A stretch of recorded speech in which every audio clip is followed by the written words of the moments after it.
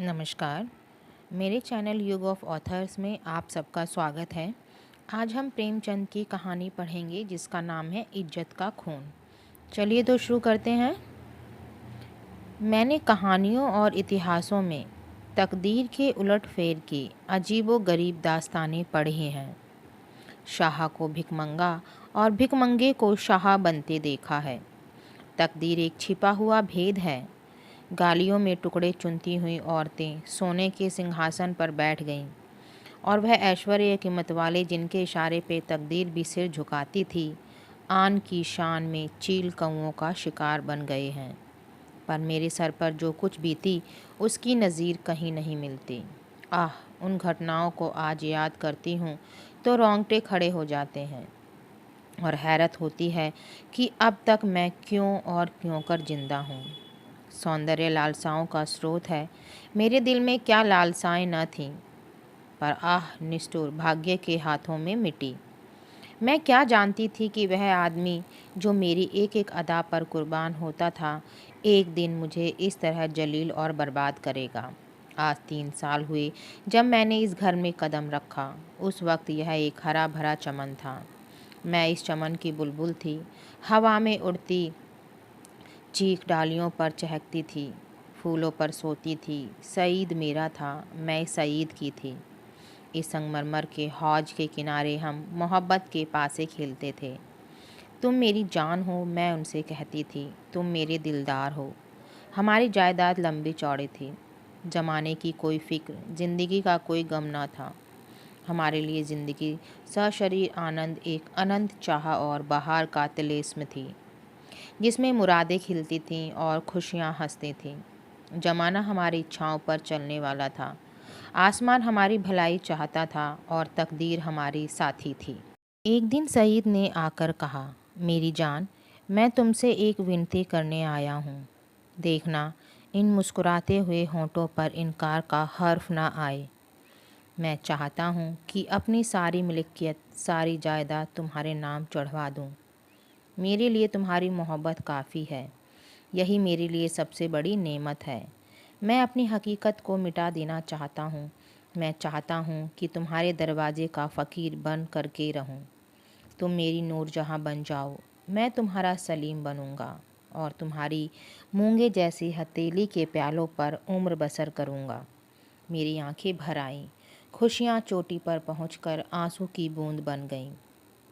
पर अभी पूरा साल भी ना गुजरा था कि मुझे सईद के मिजाज में कुछ तब्दीली नज़र आने लगी।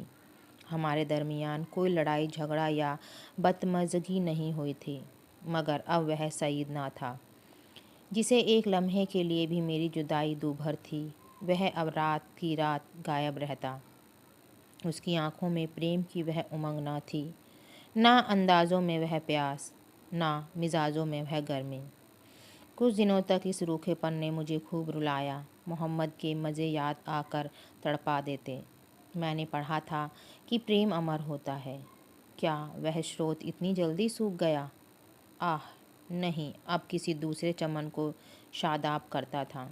आखिर मैं भी रसीद से आंखें चुराने लगी। बेदिली से नहीं, सिर्फ इसलिए कि अब मुझे उससे आंखें मिलाने की तावना थी। उसे देखते ही मोहब्बत के हज़ारों करिश्मे नज़ारों के सामने आ जाते और आंखें भर आतीं। मेरा दिल अब भी उसकी तरफ खींचता था। कभी कभी बेअख्तियार जी चाहता कि उसके पैरों पर गिरूं और कहूं, मेरी दिलदार, यह बेरहमी क्यों? क्या तुमने मुझसे मुंह फेर लिया है? मुझसे क्या खता हुई? लेकिन इस स्वाभिमान का बुरा हो या जो दीवार बनकर रास्ते में खड़ा हो जाता। यहाँ तक कि धीरे धीरे दिल में भी मोहब्बत की जगह हसद ने ले ली। निराशा के धैर्य ने दिल को तस्कीन दी। मेरे लिए सईद अब बीते हुए बसंत का एक फूला हुआ गीत था। दिल की गर्मी ठंडी हो गई, प्रेम का दीपक बुझ गया। यही नहीं, उसकी इज्जत भी मेरे दिल से रुखसत हो गई। जिस आदमी के प्रेम के मंदिर में मैल भरा हुआ हो, वह हरगिज़ योग्य नहीं कि मैं उसके लिए घुलूं और मरूं। एक रोज़ शाम के वक्त मैं अपने कमरे में पलंग पर पड़ी एक किस्सा पढ़ रही थी। तभी अचानक एक सुंदर स्त्री मेरे कमरे में आई। ऐसा मालूम हुआ कि जैसे कमरा जगमगा उठा। रूप की ज्योति ने दरो दीवार को रोशन कर दिया। गोया अभी सफ़ेदी हुई है, उसकी अलंकृत शोभा, उसका खिला हुआ फूला जैसा लुभावना चेहरा, उसकी नशीली मिठास। किसी तारीफ करूं, मुझ पर एक रौब सा छा गया। मेरा रूप का घमंड धूल में मिल गया है।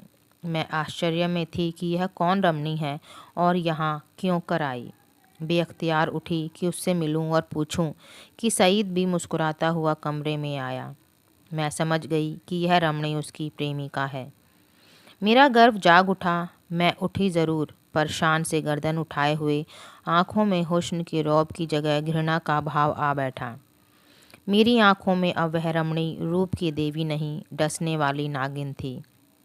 मैं फिर चारपाई पर बैठ गई और किताब खोलकर सामने रख ली। वह रमणी एक क्षण तक खड़ी मेरी तस्वीरों को देखती रही, तब कमरे से निकली। चलते वक्त उसने एक बार मेरी तरफ देखा। उसकी आंखों से अंगारे निकल रहे थे, जिनकी किरणों में हिंसा प्रतिशोध की लाली झलक रही थी। मेरे दिल में सवाल पैदा हुआ, सईद इसे यहाँ क्यों लाया? क्या मेरा घमंड तोड़ने के लिए? जायदाद पर मेरा नाम था, पर वह केवल एक भ्रम था। उस पर अधिकार पूरी तरह सईद का था। नौकर भी इसी को अपना मालिक समझते थे और अक्सर मेरे साथ ढिठाई से पेश आते। मैं सब्र के साथ ज़िंदगी के दिन काट रही थी। जब दिल में उमंगें न रहीं तो पीड़ा क्यों होती। सावन का महीना था, काली घटा छाई हुई थी और रिमझिम बूंदें पड़ रही थीं। बगीचे पर हसद का अंधेरा और सिहास दराख्तों पर जुगनुओं की चमक ऐसी मालूम होती थी जैसे कि उनके मुंह से चिंगारियां जैसी आहें निकल रही हैं। मैं देर तक हसद का यह तमाशा देखती रही। कीड़े एक साथ चमकते थे और एक साथ बुझ जाते थे। गोया रोशनी की बाँटें छूट रही हैं। मुझे भी झूला झूलने और गाने का शौक़ हुआ। मौसम की हालतें हसद के मारे हुए दिलों पर भरी अपना जादू कर जाती हैं। बगीचे में एक गोल बंगला था। मैं उसमें आई और बरामदे की एक कड़ी में झूला डलवा कर झूलने लगी। मुझे आज मालूम हुआ कि निराशा में भी एक आध्यात्मिक आनंद होता है, जिसका हाल उसको नहीं मालूम, जिसकी इच्छा पूर्ण है। मैं चाव से मल्हार गाने लगी। सावन विरह और शौक का महीना है। गीत में एक वियोगी हृदय की गाथा की कथा ऐसे दर्द भरे शब्दों बयां की गई थी कि बरबस आंखों से आंसू टपकने लगे। इतने में बाहर से एक लालटेन की रोशनी नजर आई। सईद और हसीना दोनों चले आ रहे थे। हसीना ने मेरे पास आकर कहा, आज यहाँ नाच रंग की महफिल सजेगी और शराब के दौर चलेंगे। मैंने घृणा से कहा, मुबारक हो। हसीना, 12 मासे और मल्हार की तानें उड़ेंगी, साजिंदे आ रहे हैं। मैं शौक से, हसीना, तुम्हारा सीना हसद से चाक हो जाएगा। सईद ने मुझसे कहा, जुबेदा, तुम अपने कमरे में चली जाओ, यह इस वक्त आपे में नहीं है। हसीना ने मेरी तरफ लाल लाल आंखें निकाल कर कहा, मैं अपने पैरों की धूल के बराबर भी नहीं समझती। मुझे फिर जब्त ना रहा, अकड़कर बोली, और मैं क्या समझती हूँ? एक कुतिया दूसरों की उगली हुई हड्डियों छिचोड़ती फिरती है। अब सईद के भी तेवर बदले। मेरी तरफ भयानक आंखों से देखकर बोले, जुबेदा, तुम्हारे सर पर शैतान तो नहीं सवार है? सईद का यह जुमला मेरे जिगर में चुभ गया। मैं तड़प उठी। जिन होठों से हमेशा मोहब्बत और प्यार की बातें सुनी हों, उन्हीं से यह जहर निकले और बिल्कुल बेकसूर। क्या मैं ऐसी नाचीज और हकीर हो गई हूँ कि एक बाजारू औरत भी मुझे छिड़कर गालियाँ दे सकती है और मेरा ज़बान खोलना मना? मेरे दिल में साल भर से जो बुखार हो रहा था वह उछल पड़ा। मैं झूले से उतर पड़ी और सईद की तरफ शिकायत भरी निगाहों से देखकर बोली, शैतान मेरे सर पर सवार हो या तुम्हारे सर पर, इसका फैसला खुद तुम कर सकते हो। सईद, मैं तुमको अब तक शरीफ और गैरत वाला समझती थी। तुम खुद कर सकते हो बेवफाई की। इसका मलाला मुझे ज़रूर था, मगर मैंने सपने में भी यह ना सोचा था तुम गैरत से इतने खाली हो कि हया फरोश औरत के पीछे मुझे इस तरह जलील करोगे। इसका बदला तुम्हें खुदा से मिलेगा। हसीना ने तेज होकर कहा, तू मुझे हया फरोश कहती है? मैं बेशक कहती हूँ। सईद, और मैं बेगैरत हूँ? मैं बेशक।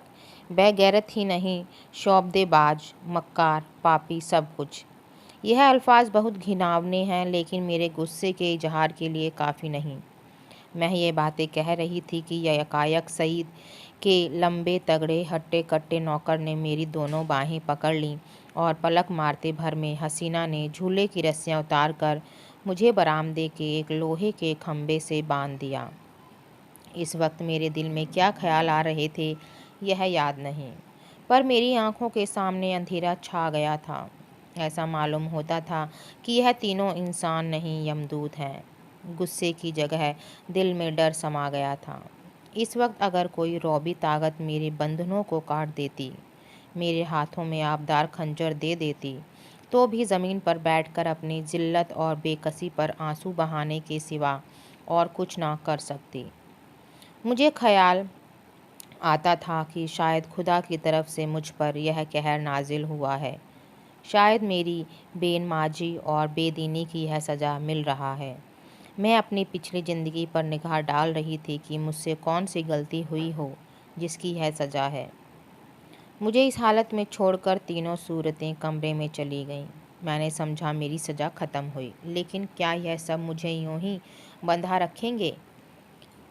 लौंडिया मुझे इस हालत में देख ले तो क्या कहें। नहीं, अब मैं इस घर में रहने के काबिल ही नहीं। मैं सोच रही थी कि रस्सियाँ क्यों कर खोलूं, मगर अफसोस मुझे न मालूम था कि अभी तक जो मेरी गति हुई वह आने वाली बेरहमियों का सिर्फ बयाना है। मैं अब तक ना जानती थी कि वह छोटा आदमी कितना बेरहम, कितना कातिल है। मैं अपने दिल से बहस कर रही थी कि अपनी इस जिल्लत मुझ पर कहाँ तक है। अगर मैं हसीना की उन दिल दहलाने वाली बातों का जवाब न देती तो क्या यह नौबत ना आती? आती, और ज़रूर आती। वह काली नागिन मुझे डसने का इरादा करके चली, इसलिए उसने ऐसे दिल दुखाने वाले लहजे में ही बात शुरू की थी। मैं गुस्से में आकर उसको लान तान करूं और उसे मुझे जलील करने का बहाना मिल जाए। पानी ज़ोर से बरसने लगा। बौछारों से मेरा सारा शरीर तर हो गया था। सामने गहरा अंधेरा था। मैं कान लगाए सुन रही थी कि अंदर क्या मिसकॉट हो रही है, मगर मेह की सनसनाहट के कारण आवाज़ें साफ न सुनाई देती थीं। इतने लालटेन फिर से बरामदे में आई और तीनों डरावनी सूरतें फिर सामने आकर खड़ी हो गईं। अब की उस खून परी के हाथों में एक पतली सी कमची थी। उसके तेवर देखकर मेरा खून सर्द हो गया। उसकी आंखों में एक खून पीने वाली वहशत, एक कातिल पागलपन दिखाई दे रहा था। मेरी तरफ शरारत भरी नज़रों से देखकर बोली, बेगम साहिबा, मैं तुम्हारी बदजबानियों का ऐसा सबक देना चाहती हूँ जो तुम्हें सारी उम्र याद रहे। और मेरे गुरु ने बतलाया है कि कमची से ज़्यादा देर तक ठहरने वाला और कोई सबक नहीं होता। यह कहकर उस जालिम ने मेरी पीठ पर एक कमची जोर से मारी। मैं तिलमिला गई। मालूम हुआ कि किसी ने पीठ पर आग की चिंगारी रख दी। मुझसे जब्त ना हो सका। माँ बाप ने कभी फूल की छड़ी से भी ना मारा था। जोर से चीखें मार मार कर रोने लगी। स्वाभिमान, लज्जा सब लुप्त हो गई। कमची की डरावनी और रोशन असलियत के सामने और भावनाएं गायब हो गईं। उन हिंदू देवियों के दिल शायद लोहे के होते होंगे जो अपनी आन पर आग में कूद पड़ती थीं। मेरे दिल पर तो इस वक्त यही ख्याल छाया हुआ था कि मुसीबत से क्यों कर छुटकारा हो। सईद तस्वीर की तरह खामोश खड़ा था। मैं उसकी तरफ फरियाद की आंखों से देखकर बड़ी विनती के स्वर में बोली, सईद, खुदा के लिए मुझे इस जालिम से बचाओ। मैं तुम्हारे पैरों पड़ती हूँ। तुम मुझे जहर दे दो, खंजर से गर्दन काट लो, लेकिन यह मुसीबत सहने की मुझ में ताब नहीं। उन दिलजोइयों को याद करो, मेरी मोहब्बत को याद करो। उसी के सदके इस वक्त मुझे इस अजाब से बचाओ। खुदा तुम्हें इसका इनाम देगा। सईद इन बातों से कुछ पिघला। हसीना की तरफ डरी हुई आंखों से देखकर बोला, हसीना, मेरे कहने से अब जाने दो। मेरी खातिर से इन पर रहम करो। जरीना तेवर बदल कर बोली, तुम्हारी खातिर से सब कुछ कर सकती हूँ, गालियाँ नहीं बर्दाश्त कर सकती। सईद, क्या अभी तुम्हारे ख्याल में गालियों की काफ़ी सज़ा नहीं हुई? जरीना, तब तो आपने मेरी इज्जत की खूब कद्र की। मैंने रानियों से चिलमचियाँ उठवाई हैं, यह बेगम साहिबा है किस ख्याल में। मैं अगर इसे कुछ छुरी से काटूं तब भी इसकी बदजबानियों की काफ़ी सजा ना होगी। सईद, मुझसे अब यह जुल्म नहीं देखा जाता। जरीना, आंखें बंद कर लो। सईद, जरीना, गुस्सा न दिलाओ, मैं कहता हूँ अब इन्हें माफ़ करो। जरीना ने सईद को ऐसी हिकारत भरी आंखों से देखा गोया वह उसका गुलाम है। खुदा जाने उस पर उसने क्या मंतर मार दिया था कि उसमें ख़ानदानी गैरत और बड़ाई और इंसानियत का जरा भी एहसास बाकी न रहा था। वह शायद उसे गुस्से जैसे मर्दानास जज्बे के काबिल ही ना समझती थी। हुलिया पहचानने वाले कितनी गलती करते हैं, क्योंकि दिखाई कुछ पड़ता है, अंदर कुछ होता है। बाहर के ऐसे सुंदर रूप के पर्दे में इतनी बेरहमी, इतनी निष्ठुरता। कोई शक नहीं, रूप हुलिया पहचानने की विद्या का दुश्मन है। बोली, अच्छा, तो अब आपको मुझ पर गुस्सा आने लगा। क्यों ना हो, आखिर निकाह तो आपने बेगम ही से किया है। मैं तो हया फरोश कुतिया ही ठहरी। सईद, तुम ताने देती हो और मुझसे यह खून नहीं देखा जाता। जरीना, तो यह कमची हाथ में लो और इसे गिनकर 100 लगाओ, गुस्सा उतर जाएगा, इसका यही इलाज है। जरीना, फिर वही मजाक। जरीना, नहीं, मैं मजाक नहीं करती। सईद ने कमची लेने को हाथ बढ़ाया, मगर मालूम नहीं जरीना को क्या सुबह पैदा हुआ। उसने समझा शायद वह कमची को तोड़कर फेंक देंगे। कमची हटा ली और बोली, अच्छा, मुझसे यह दगा, तो लो, अब मैं ही हाथों की सफाई दिखाती हूँ। यह कहकर उसे बेदर्द ने मुझे बेहताशा कमचियाँ मारना शुरू की। मैं दर्द से ऐंठ ऐंठ कर चीख रही थी, उसके पैरों पड़ती थी, मिन्नतें करती थी, अपने किए पर शर्मिंदा थी, दुआएं देती थी, पीर और पैगंबर का वास्ता देती थी, पर उस कातिल को ज़रा भी रहम ना आता था। सईद काठ के पुतले की तरह दर्दो सितम का यह नज़ारा आंखों से देख रहा था और उसको जोश ना आता था। शायद मेरा बड़े से बड़ा दुश्मन भी मेरे रोने धोने पर तरस खाता। मेरी पीठ छीलकर लहूलुहान हो गई, जख्म पड़ते थे, हर एक चोट आग के शोले की तरह बदन पर लगती थी। मालूम नहीं उसने मुझे कितने दर्रे लगाए, यहाँ तक कि कमची को मुझ पर रहम आ गया, वह फट कर टूट गई। लकड़ी का कलेजा फट गया, मगर इंसान का ना पिघला। मुझे इस तरह जलील और तबाह करके तीनों खबीस रूहें वहाँ से रुखसत हो गईं। सईद के नौकर ने चलते वक्त मेरी रस्सियाँ खोल दीं। मैं कहाँ जाती, उस घर में क्यों कर कदम रखती। मेरा सारा जिस्म नासूर हो रहा था, लेकिन दिल के फफोले उससे कहीं ज़्यादा जानलेवा थे। सारा दिल फफोलों से भर उठा था, अच्छी भावनाओं के लिए भी जगह बाकी ना रही थी। उस वक्त मैं किसी अंधे को कुएं में गिरते देखती तो मुझे हंसी आती, किसी यतीम का दर्दनाक रोना सुनती तो उसका मुंह चिढ़ाती। दिल की हालत में एक ज़बरदस्त इनकलाब हो गया था। मुझे गुस्सा ना था, गम ना था, मौत की आरजू ना थी, यहाँ तक कि बदला लेने की भावना ना थी। उस इंतहाई जिल्लत ने बदला लेने की इच्छा को भी ख़त्म कर दिया था। हालांकि मैं चाहती तो कानून नन सईद को शिकंजे में ला सकती थी, उसे दाने दाने के लिए तरसा सकती थी, लेकिन यह बेइज्जती, यह बेरुआई, यह पामाली बदले के ख्याल के दायरे से बाहर थी। बस सिर्फ एक चेतना बाकी थी कि वह अपमान की चेतना थी। मैं हमेशा के लिए जलील हो गई। क्या यह दाग किसी तरह मिट सकता था? हरगिज़ नहीं। हाँ, वह छिपाया जा सकता था, और उसकी एक ही सूरत थी कि जिल्लत के काले गड्ढे में गिर पड़ूं, ताकि सारे कपड़ों की स्याही इस स्याह दाग को छिपा दे। क्या इस घर में बियाबान अच्छा नहीं, जिसके पैंदे में एक बड़ा छेद हो गया हो? इस हालत में यह दलील मुझ पर छा गई। मैंने अपनी तबाही को और भी मुकम्मल, अपनी जिल्लत को और भी गहरा, आने काले चेहरे को और कभी काला करने का पक्का इरादा कर लिया। रात भर मैं वहीं पड़ी, कभी दर्द से करहाती और कभी इन्हीं ख्यालातों में उलझती रही। यह घातक इरादा हर क्षण मजबूत से और भी मजबूत होता जाता था। घर में किसी ने मेरी खबर ना ली। पो फटते ही मैं बगीचे से बाहर निकल आई। मालूम नहीं मेरी लाश शर्म कहाँ गायब हो गई थी।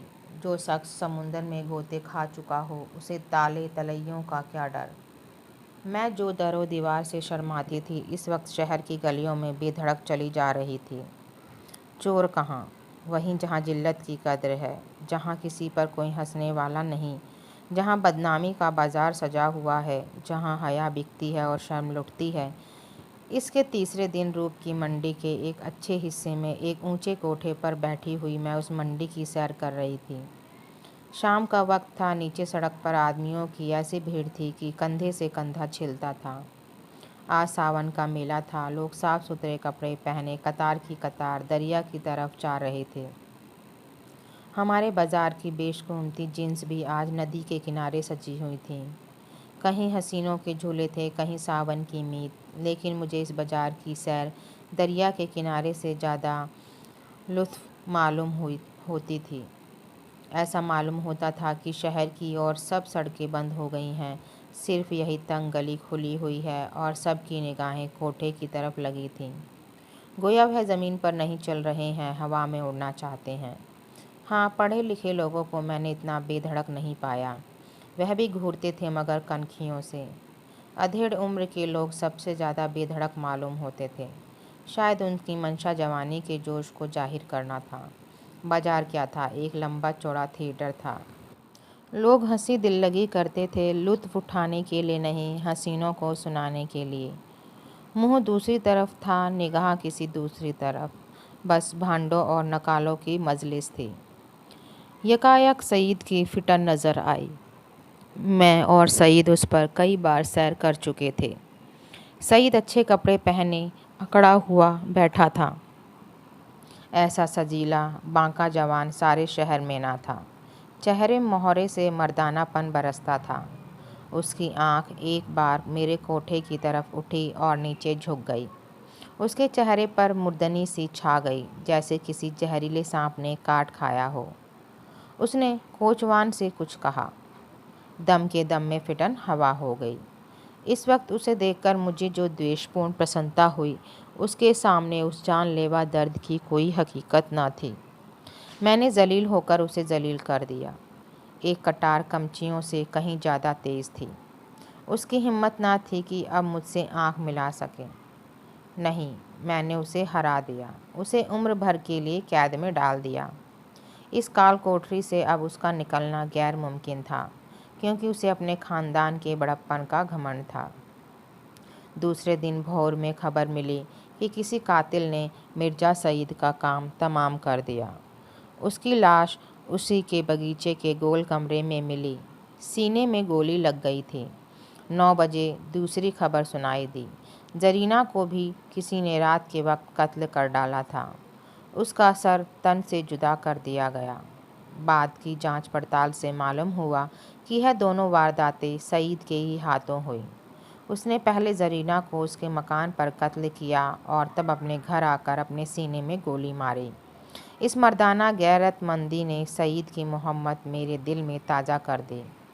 शाम के वक्त मैं अपने मकान पर पहुंच गई। अभी मुझे यहाँ से गए हुए सिर्फ 4 दिन गुजरे थे, मगर ऐसा मालूम होता था कि वर्षों के बाद आई हूँ। दरो दीवार पर हसरत छाई हुई थी। मैंने घर में पाँव रखा तो बरबस सईद की मुस्कुराती हुई सूरत आंखों के सामने आकर खड़ी हो गई। वही मर्दाना हुस्न, वही बांकपन, वही मनुहार की आँखें। बेअख्तियार मेरी आंखें भर आईं और दिल से एक ठंडी आह निकल आई। गम इसका ना था कि सईद ने क्यों जान दे दी। नहीं, उसकी मुजरिमाना बेहिसी और रूप के पीछे भागना, इन दोनों बातों को मैं मरते दम तक माफ़ ना करूँगी। गम यह था कि यह पागलपन उसके सर में क्यों समाया। इस वक्त दिल की जो कैफियत है, उससे मैं समझती हूँ कि कुछ दिनों में सईद की बेवफाई और बेरहमी का घाव भर जाएगा। अपनी ज़िल्लत की याद भी शायद मिट जाए, मगर उसकी चंद रोज़ा मोहब्बत का नक्श बाकी रहेगा। और अब यह मेरी ज़िंदगी का सहारा है। तो आप सबको ये कहानी कैसी लगी, कमेंट बॉक्स में ज़रूर लिखना। धन्यवाद।